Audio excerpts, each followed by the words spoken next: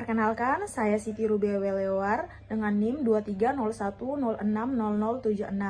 Nah, di sini saya akan menjelaskan terkait artikel yang sudah saya review untuk memenuhi tugas mata kuliah Kimia Katalis. Di sini judul yang saya ambil yaitu terkait tinjauan perkembangan katalis TiO2 termodifikasi logam mulia yaitu Ag dan juga Au atau perak dan juga emas untuk degradasi limbah tekstil secara fotokatalis. Baik, di sini kita lihat yang pertama yaitu latar belakang. Nah, teman-teman, latar belakang kita bahas yang pertama yaitu limbah tekstil. Limbah tekstil ini mengandung warna zat warna azo yaitu methyl blue, kemudian methyl orange, bersifat toksik, mutagenik, dan juga sulit terdegradasi biologis. Nah, kita lihat juga ternyata ada dampak lingkungan yang mana yaitu menurunkan kualitas air, menghambat penetrasi sinar matahari, dan juga mengganggu ekosistem akuatik. Kemudian kita melihat pada metodenya, yaitu metode konvensional. Di situ ada adsorpsi, koagulasi, dan juga biodegradasi. Namun dilihat dari biayanya, ini biayanya itu sangat tinggi dan juga menghasilkan lumpur dan polutan sekunder. Nah, maka dari ini hadirlah solusi teman-teman, yaitu dengan menggunakan fotokatalis. Nah, fotokatalis ini sendiri merupakan mendegradasi polutan organik menjadi senyawa sederhana dan ramah lingkungan. Nah, di sini menggunakan TiO2 sebagai katalis utama berbasis sinar UV maupun cahaya tampak. Oke, selanjutnya kita masuk pada karakteristik dan juga aktivitas fotokatalis TiO. Nah, di sini kita lihat yang pertama yaitu pada fase anastase. Nah, fase anastase ini merupakan aktivitas fotokatalitik tertinggi, kemudian struktur kristal tetragonal paling banyak digunakan. Kemudian kita lihat pada fase rutil, di mana stabil termodinamika brand gap yaitu kurang lebih 3,0 elektron valensi. Nah, di mana aktivitasnya ini lebih rendah. Kemudian kita lihat pada fase Brooke-Hit. Nah, di sini merupakan pemisahan muatan lebih baik di mana potensi degradasi plastik produksi hidrogen unggul. Nah, di sini kita melihat ada juga kelemahan TiO2 murni. Nah, kalau tidak termodifikasi, namanya ada punya kelemahannya yaitu band gap besar 3,0 sampai 3,2 elektron valensi, sehingga hanya aktif sinar UV dan juga rekombinasi elektron hole cepat atau elektron kosongnya itu cepat, sehingga efisiensi rendah di cahaya tampak. Baik, selanjutnya kita masuk pada modifikasi TiO2 menggunakan logam mulia yaitu perak dan juga emas.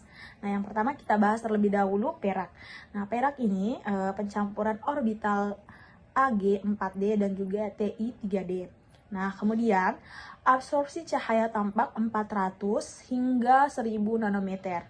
Kemudian efek plasmonik atau surface plasmon resonance. Kemudian di sini juga meningkatkan degradasi brilliant blue dan juga ciprofloxacin. Kemudian metodenya yaitu impregnasi pada TiO2 mesoporisogel.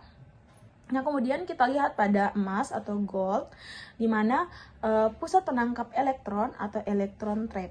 Nah, di sini membantu migrasi muatan menuju oksigen, kemudian meningkatkan aktivitas oksidasi senyawa organik, dan juga pembentukan level energi baru pada band gap. Nah, kemudian kita melihat pada meningkatkan transfer muatan dan stabilitas katalis. Selanjutnya kita masuk pada pengembangan monokomposit TiO2. Nah, di sini kita lihat pada TiO2 RGO AgNPS, di mana efisiensi degradasinya yaitu 84,5%. Kemudian kita lihat pada TiO2 Zeolite, di mana 99,9%, di mana lumayan besar.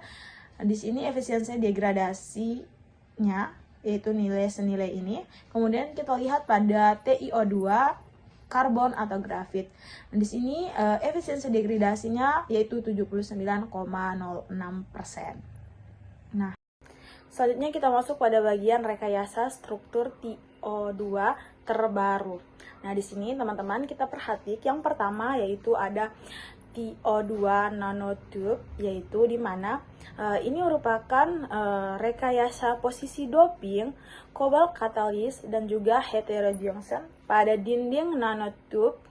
Di sini dia akan meningkatkan efisiensi transfer muatan yang disebut dengan colorful reaktif, yaitu black, blue dan juga gray TiO2.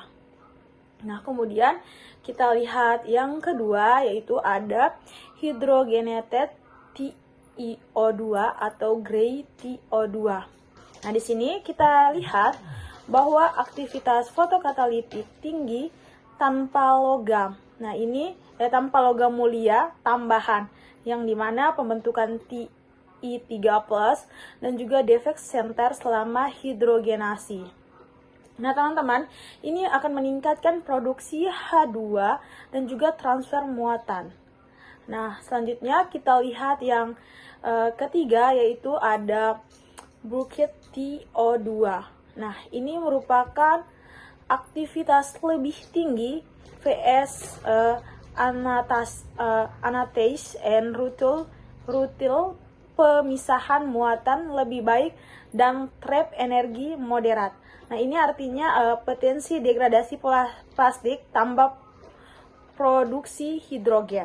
Nah, ini merupakan penjelasan dari rekayasa struktur TiO2 terbaru.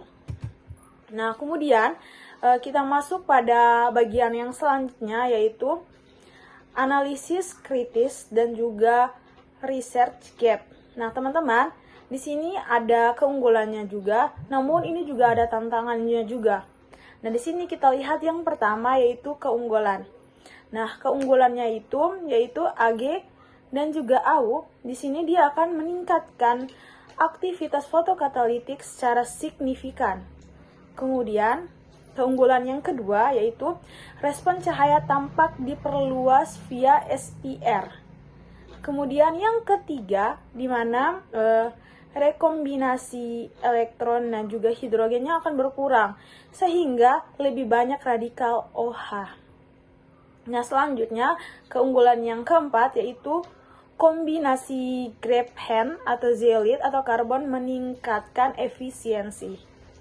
Nah, kemudian juga terdapat tantangan yang sudah saya sebut tadi sebelumnya, yaitu yang mana pertama yaitu biaya sintesis logam mulia Ag dan Au itu tinggi.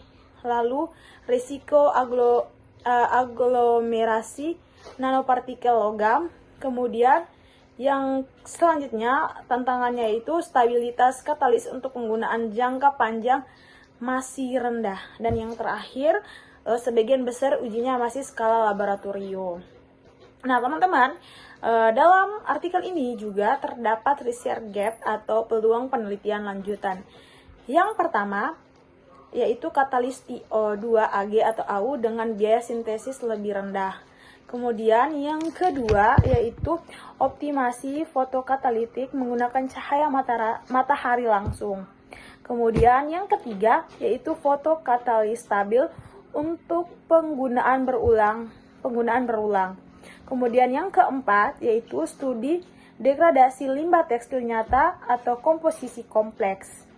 Kemudian yang kelima yaitu kombinasi TiO2 dengan material ramah lingkungan dan juga murah. Baik teman-teman, di sini kita masuk pada perbandingan efisiensi degradasi berbagai sistem TiO2. Nah, di sini ada grafik, teman-teman bisa melihat bahwa pada nilai yang ke-9 ini merupakan TiO2 murni. Sedangkan nilai yang paling tertinggi yaitu 100 merupakan TiO2 zeolit atau warna kuning. Nah, dari artikel ini, di sini saya akan menyimpulkan yang pertama yaitu TiO2 adalah fotokatalis potensial, stabil, tidak beracun, aktivitas tinggi, namun terbatas oleh band gap besar dan rekombinasi yang cepat. Kemudian yang kedua, modifikasi Ag dan AU terbukti meningkatkan aktivitas fotokatalik melalui perluasan respon cahaya tampak atau SPR dan penghambatan rekomendasi muatan. Nah, yang ketiga, kita melihat pada nanokomposit TiO2 RGO AgNPS, TiO2 zeolit, dan TiO2 karbon menunjukkan efisiensi degradasi jauh di atas TiO2 murni hingga 99,9%. Yang keempat, pengembangan lebih lanjut diperlukan untuk meningkatkan stabilitas, mengurangi biaya, dan juga menerapkan pada skala industri nyata. Baik, itu merupakan penjelasan dari artikel yang sudah saya susun. Terima kasih.